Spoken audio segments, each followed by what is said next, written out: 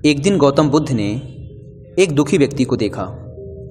व्यक्ति बुद्ध के चरणों में गिरकर अपने दुख दूर करने का उपाय जानना चाहता था। गौतम बुद्ध ने उस व्यक्ति को अपने पास बिठाया और बोले, तुम व्यर्थ में चिंतित हो रहे हो।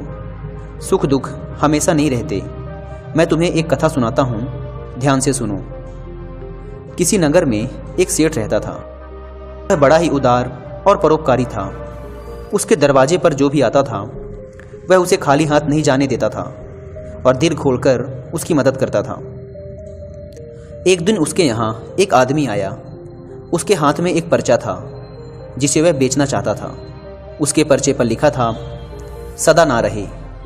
इस पर्चे को कौन खरीदता, लेकिन सेठ ने उसे तत्काल खरीद लिया और अपनी पगड़ी के एक छोर में बांध लिया।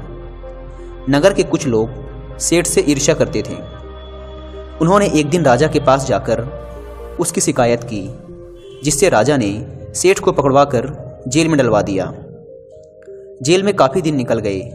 सेठ बहुत दुखी था। क्या करे, उसकी समझ में कुछ नहीं आ रहा था। एक दिन अकस्मात सेठ का हाथ पगड़ी की गांठ पर पड़ गया। उसने गांठ को खोलकर पर्चा निकाला और उसे पढ़ा। पढ़ते ही उसकी आंखें खुल गई।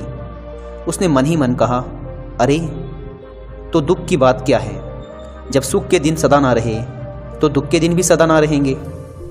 इस विचार के आते ही वह जोर से हंस पड़ा और बहुत देर तक हंसता रहा।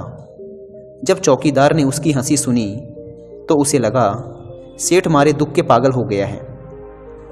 उसने राजा को खबर दी। राजा आया और उसने सेठ से पूछा, क्या बात है। सेठ ने राजा को सारी बात बता दी। उसने कहा, राजन, आदमी दुखी क्यों होता है। सुख दुख के दिन तो सदा बदलते रहते हैं।